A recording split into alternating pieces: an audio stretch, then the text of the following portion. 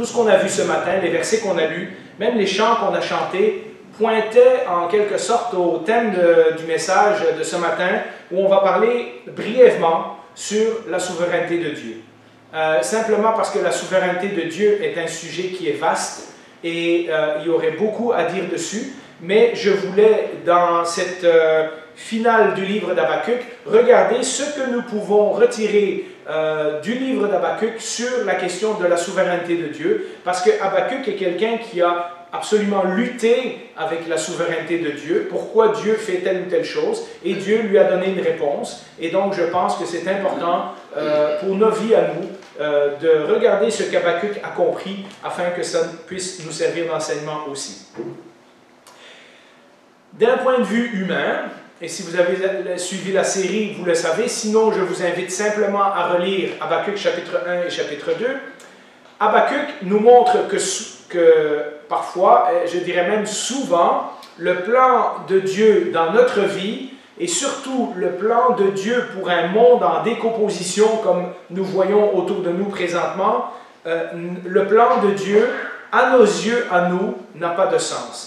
C'est exactement ce que les questions que le prophète a posées dans les chapitres 1 et les chapitres 2. Intellectuellement, le prophète Habakkuk sait qui est Dieu, et il sait que Dieu n'a pas changé, et il sait que Dieu est le même. À la fin du chapitre 1, il a répété tout ce qu'il savait sur Dieu.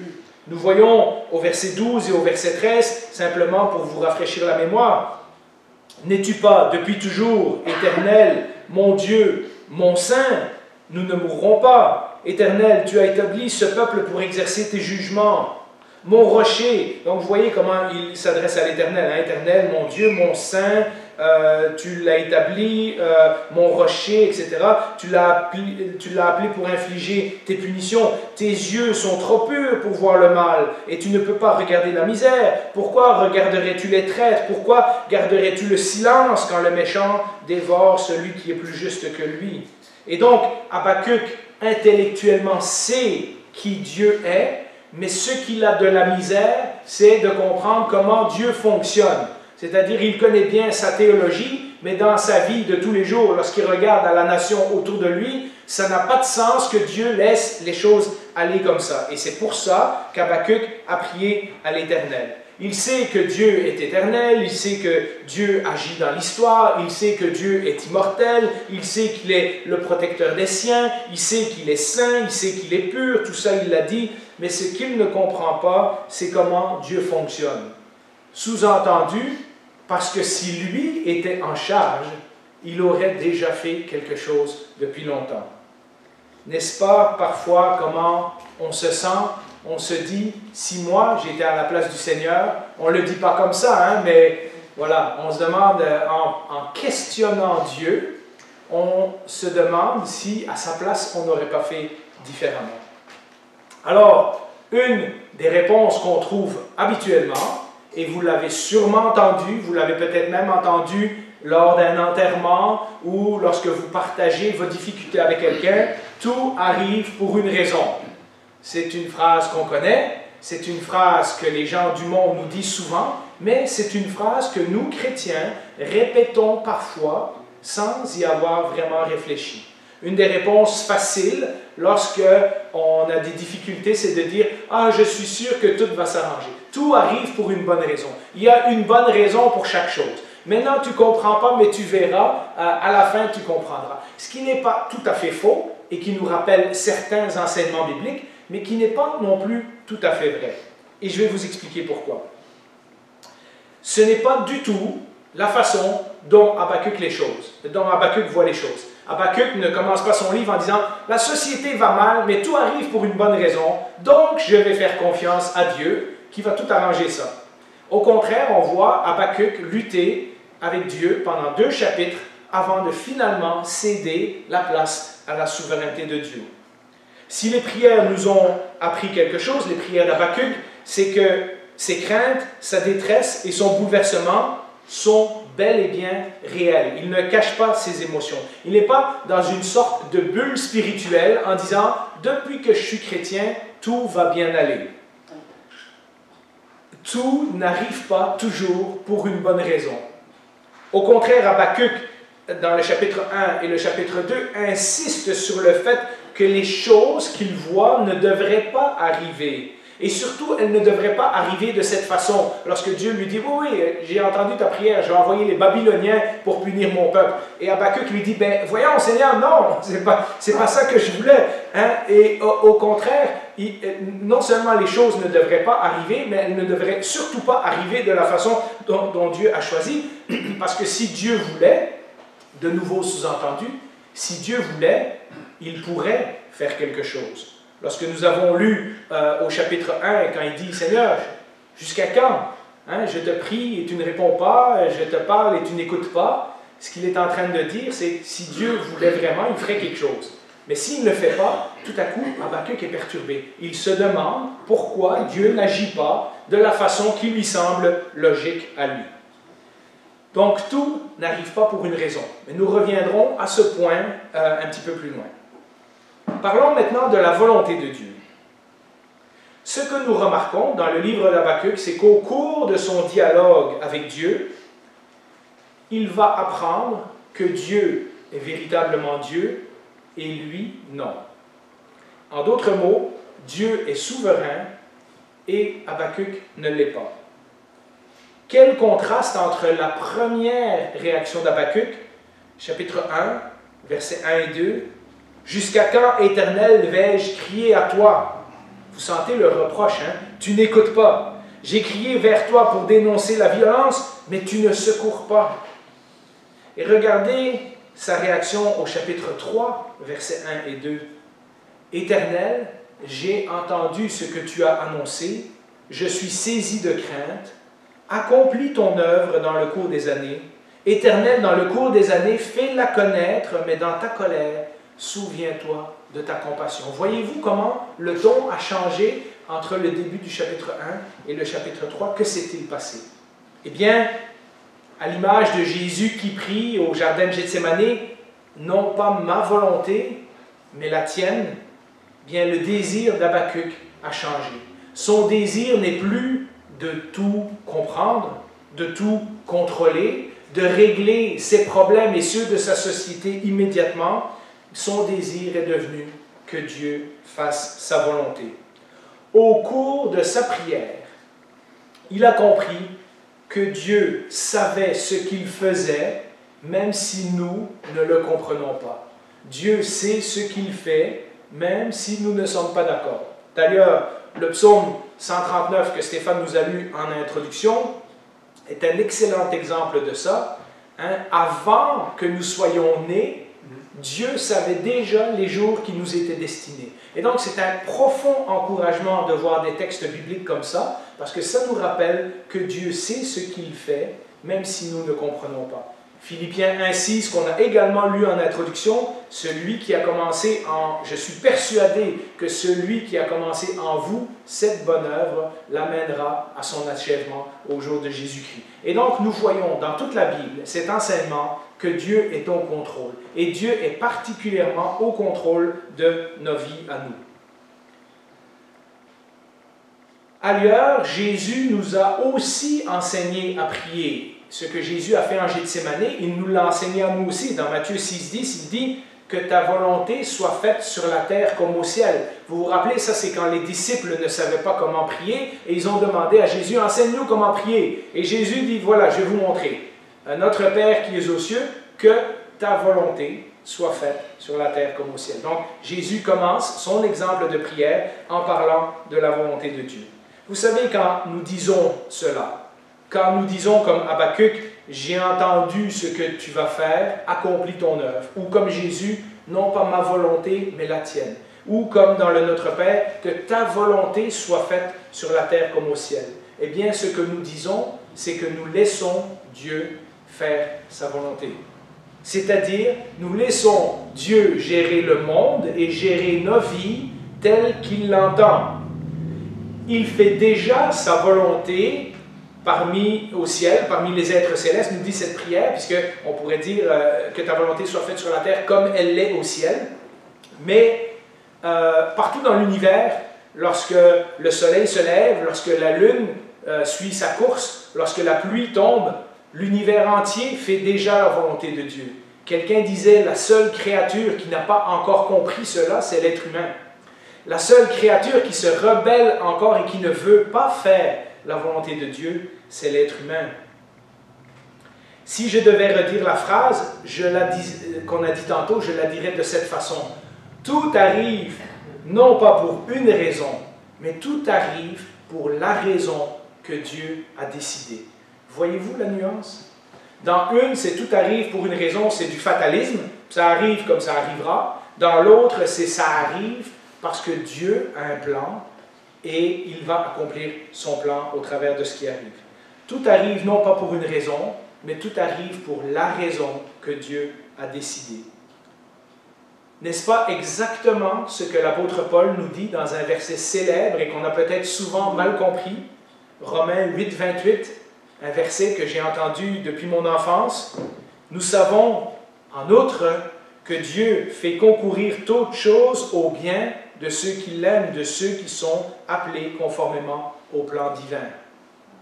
Dieu fait concourir toutes choses au bien de ceux qui l'aiment. Ça ne veut pas dire que toute chose qui nous arrive est bonne. Ce n'est pas ça que ça veut dire. Ça ne veut pas dire que toute chose mauvaise, Dieu va miraculeusement la changer en quelque chose de bien. Ça veut dire que Dieu prend même les mauvaises choses qui arrivent dans notre vie et les utilise d'une façon que nous ne comprenons pas pour accomplir le but qu'il s'était fixé dans notre vie. Voyez-vous la différence? Alors, on a parlé de « tout arrive pour une raison », on a parlé de la volonté de Dieu, on va parler d'une autre phrase qu'on a entendue pendant la COVID, « ça va bien aller hein? ». Et qu'est-ce qu'on fait quand tout ne va pas bien? Eh bien, c'est ma prochaine interrogation dans cette étude de la souveraineté de Dieu. Eh bien, qu'est-ce qu'on fait quand tout ne va pas bien? Nous avons heureusement des histoires extraordinaires dans la Bible qui nous servent d'encouragement de comment agir lorsque la volonté de Dieu ne correspond pas à ce que nous aurions voulu de notre vie, mais que nous acceptons que Dieu fasse sa volonté quand même dans notre vie. J'en ai retenu 3 que j'aimerais partager avec vous, et je pense que vous pourriez vous-même à la maison passer des heures sur chacune de ces histoires, à la relire et à vous encourager, mais rapidement pour ce dimanche matin, je vous ai mis quelques versets au tableau. Genèse 50, versets 19 à 20, et j'ai choisi la version Summer parce que parfois, dans certaines versions, on veut le traduire pour la rendre plus compréhensible et on perd un certain sens. Regardez, c'est exactement ce qu'on a dit il y a quelques minutes. Joseph a été vendu comme esclave en Égypte. Ses frères l'ont retrouvé des années après, au moment où Joseph est rendu premier ministre d'Égypte, et ils se rendent compte que lorsque leur père meurt, que Joseph pourrait se venger. Et ils font un plan entre eux de dire, on va aller dire à Joseph que notre père a dit de ne pas se venger, etc., etc. Et tout de suite après, Joseph leur répondit ceci. Joseph leur dit, n'ayez aucune crainte, suis-je à la place de Dieu? Vous aviez projeté de me faire du mal, mais par ce que vous avez fait. Et c'est important, il ne dit pas que ses frères n'ont pas fait de mal, il dit, malgré ce que vous avez fait, Dieu a projeté du bien en vue d'accomplir ce qui se réalise aujourd'hui pour sauver la vie à un peuple nombreux. Voyez-vous ce que Joseph fait exactement comme Habakkuk? Il ne dit pas « Ah, vous vouliez faire de moi un esclave, mais Dieu a fait de moi un premier ministre. Hein? Regardez comment Dieu a transformé le mal que vous vouliez me faire. » Non, en réalité, Joseph a souffert pendant 17 ans. Il est passé d'une prison à l'autre, d'un maître à l'autre. Il a été oublié, maltraité, etc., etc. Il a vécu toutes sortes d'injustices et il n'excuse pas ses frères. Dans le verset, il dit « Vous aviez projeté de faire du mal, mais Dieu avait projeté de faire du bien. » Et donc, il n'excuse pas ses frères en disant « Vous ne saviez pas ce que vous faisiez, Dieu a transformé tout ça en bien. » Mais il a appris, peu à peu, que malgré les circonstances, pendant ces 17 années qu'il a souffert, que Dieu avait un plan. Et que son plan n'était pas simplement de sauver la misérable vie de Joseph qui se trouvait en prison, mais ce qu'il dit dans ce verset, c'est que Dieu avait un plan beaucoup plus grand.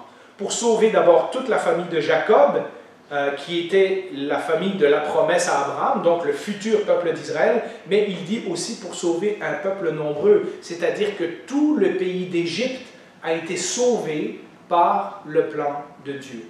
Mais pour cela, il fallait que Joseph passe 17 ans en prison.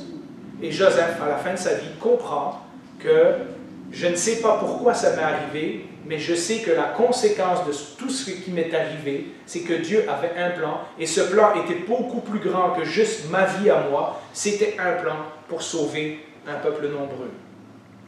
On aurait pu dire, pourquoi Dieu n'a pas juste empêché Joseph d'être vendu comme esclave? Ou pourquoi Dieu n'a pas juste fourni du blé aux Égyptiens? Bien ça, c'est le mystère de la sagesse et de la volonté de Dieu.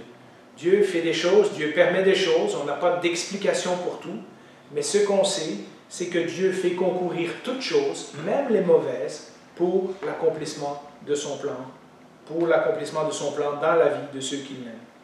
Dieu pourrait tout régler, mais alors pensez-y, nous n'apprendrions jamais rien sur lui, ni sur nous-mêmes, ni sur la foi que ça prend.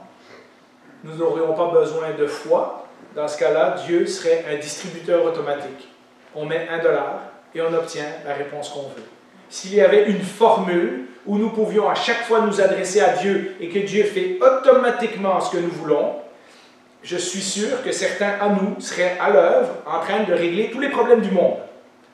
Mais ce que nous voudrions, en réalité, c'est que Dieu magiquement fixe les problèmes du monde sans que nous ayons à nous salir les mains. Et lorsque le Seigneur nous met dans une situation où nous devons vivre comme les autres, où nous devons servir d'outils dans les mains de Dieu pour accomplir sa volonté, eh bien, c'est plus difficile. Ça serait plus facile si on avait une prière magique qui fait que Dieu règle tous les problèmes de la société. Le Seigneur nous met, nous, dans la société, pour travailler au travers de nous, pour régler les problèmes dans la vie des gens, un par un. Job est un autre exemple de cela. Dans Job 13,15, après des nombreux débats avec ses amis de pourquoi il souffre, etc., Job, à un moment donné, frustré, il dit « Même s'il me tuait, je continuerais à espérer en lui.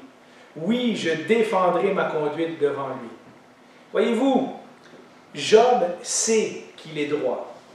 Dieu l'a lui-même confirmé à 2 reprises. Dans le chapitre 1, il a dit à Satan, « Vois-tu comment c'est un homme droit et intègre ?» Dans le chapitre 2, il a redit la même chose et il accuse Satan de vouloir perdre Job pour aucune raison. Et donc Job sait qu'il ne souffre pas à cause qu'il a fait quelque chose de mal contre Dieu, mais il ne comprend pas ce qui lui arrive. Et dans son désespoir, dans les accusations de ses amis qui essayent de lui dire « Non, non, non, non, si tu souffres, tu dois être coupable de quelque chose. » Job dit « Même s'il me tuait, je continuerai à espérer en lui. Oui, je défendrai ma conduite devant lui. » Dans son malheur, il s'accroche, de nouveau, comme Joseph, comme Habakkuk, par la foi, à la seule chose dont il est certain. Dieu sait, même si lui, il ne sait pas. Même si tous les gens autour de lui, même si ses meilleurs amis pensent que Job a fait des affaires croches, etc., Dieu, il sait. Dieu, il sait ce qui arrive. Dieu, il sait pourquoi ça arrive. Et Job va continuer à espérer en Dieu.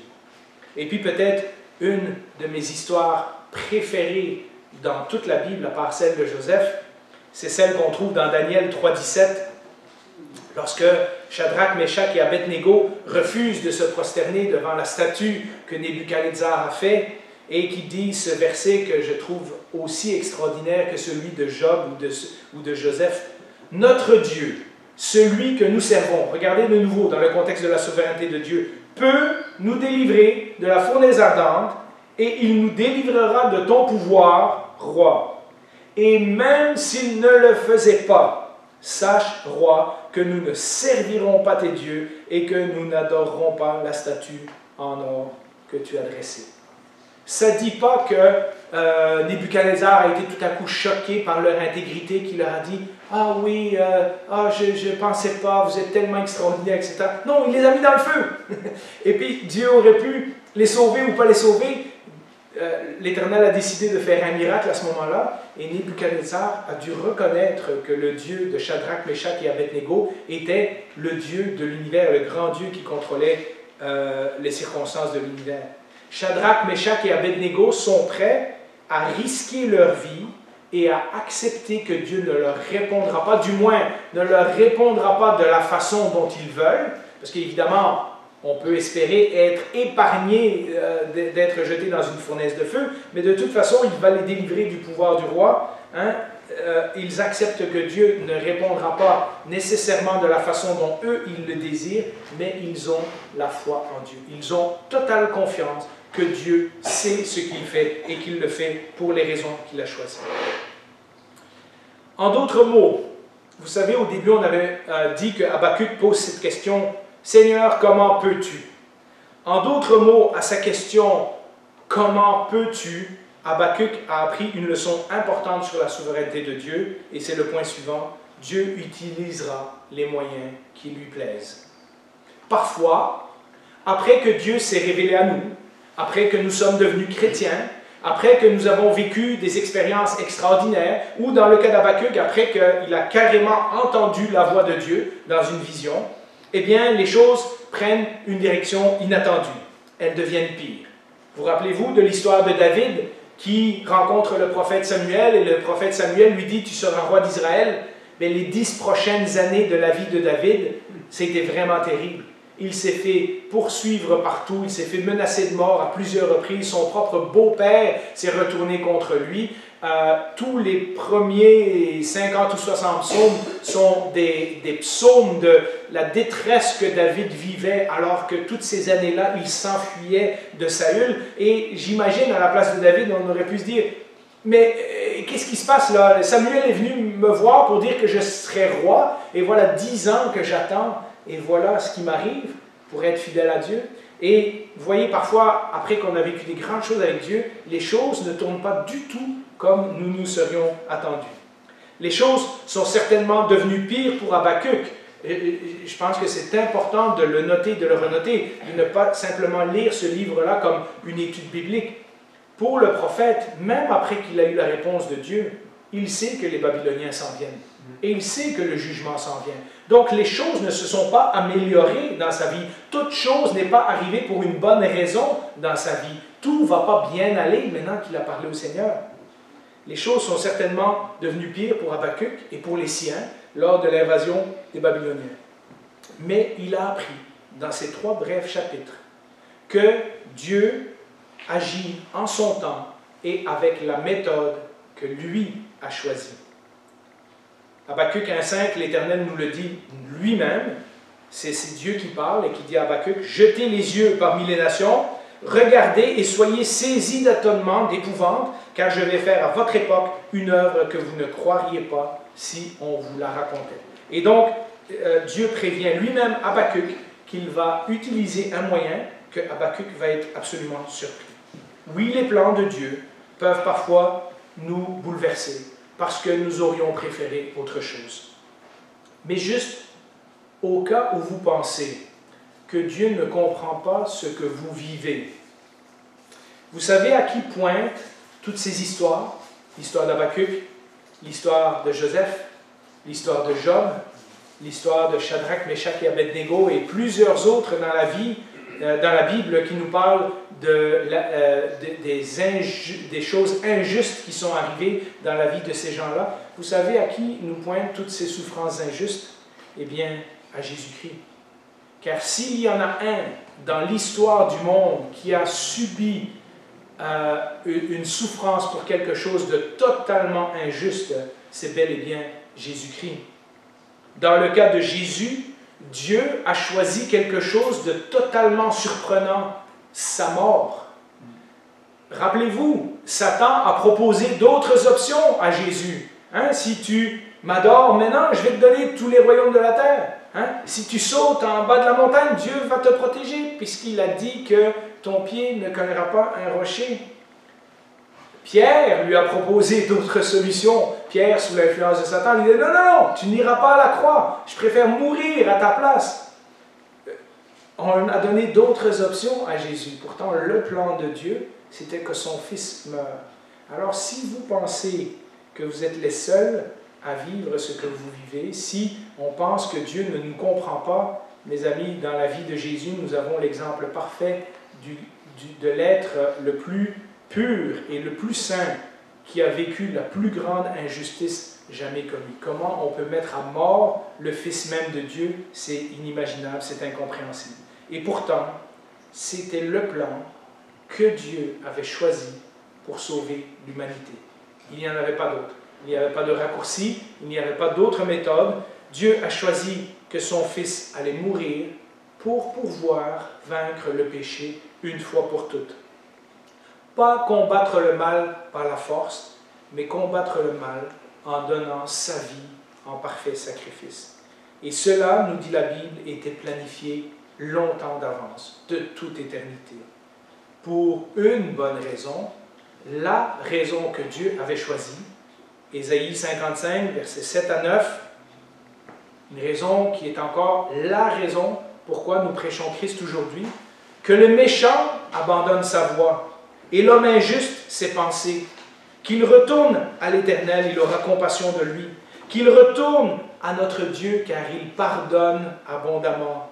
En effet, et vous voyez comment des fois on prend ce verset-là hors de son contexte et on lui fait dire ce qu'on veut, mais regardez dans le contexte, le Seigneur est en train de parler du salut de celui qui se tourne vers lui. En effet, vos pensées ne sont pas mes pensées et mes voies ne sont pas vos voies, déclare l'Éternel.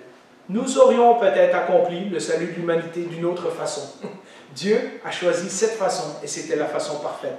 Le ciel est bien plus haut que la terre, de même mes voies sont bien au-dessus de vos voies et mes pensées bien au-dessus de vos pensées. On cite souvent ce passage pour s'encourager à dire « ça va bien aller hein? ». Regarde, ça dit que mes pensées ne sont pas tes pensées, puis mes voix ne sont pas tes voix, donc ce que tu ne comprends pas, Dieu va s'arranger avec, etc. Mais on doit aussi se rappeler que ce passage est vrai même quand ça va mal. Quand ça va mal, si on accepte que les pensées de Dieu et les voix de Dieu sont au-dessus des nôtres, alors nous devons également accepter la souffrance que Dieu permet dans notre vie comme une façon que Dieu utilise parce que ses pensées sont bien au-dessus de nos pensées, parce que ses voix sont bien au-dessus de nos voix. Et c'est là la clé de la souveraineté de Dieu. En conclusion, j'aimerais dire ceci. On a vu dans toute la lettre d'Habakkuk ce thème, le juste vivra par la foi. Et on voit dans la vie de Habakkuk, de Job, de Daniel, de Joseph, etc., qu'ils ont survécu, ils ont survécu à l'épreuve à cause de leur foi. Mais vous savez que la phrase en grec peut être traduite d'une autre façon. Le juste par la foi, c'est-à-dire celui qui a mis sa foi en Jésus-Christ, vivra. Et donc, autant les gens de l'Ancien Testament ont été sauvés de certaines circonstances difficiles par leur foi en Dieu, dans le Nouveau Testament, Dieu nous enseigne que nous serons sauvés du péché, de la mort et du diable en mettant notre foi en Jésus-Christ. Et ça, c'est le plan que Dieu avait préparé dans sa souveraineté pour que nous venions à Christ. Alors, Dieu utilise des circonstances mauvaises parfois, des souffrances dans notre vie, parce que lui, il a des raisons que nous ignorons. Et sa raison principale, la raison première, c'est de nous attirer à lui, afin que nous soyons sauvés. Je vous invite à prier. Eh bien, Seigneur, dans l'idée de la souveraineté, nous avons parfois cette idée que tu décides tout à notre place et qu'on n'a rien à dire. Mais tu n'es pas un Dieu tyran. Tu es un Dieu rempli d'un amour extraordinaire. Et ces plans que tu as décidés pour nos vies et qui parfois amènent leur dose de souffrance, eh bien, nous nous rappelons à l'image de Jésus-Christ que ces plans ont été prévus pour une bonne raison. Seigneur, tu veux nous enseigner un tas de choses au travers des difficultés. Tu veux surtout nous enseigner que tu es souverain et que nous ne le sommes pas. Tu veux notre foi, tu veux notre confiance, tu veux que nous te fassions confiance comme un Père qui nous aime, malgré les circonstances. Que ces versets, que ces enseignements, que cette étude du livre d'Habakkuk puissent nous aider profondément, si nous vivons des difficultés présentement, à regarder les choses avec tes yeux à toi et à comprendre que tu es souverain, mais que tu nous aimes et que tu fais toutes choses bonnes en son temps, comme le dit ta parole. Alors, nous te confions nos vies, nous te confions cette semaine, nous te confions notre Église et nous te demandons de nous donner à chacun de pouvoir continuer d'avancer dans la foi et dans la confiance, jusqu'à ce que nous puissions un jour te voir face à face. Au nom de Jésus, nous te prions ces choses. Amen.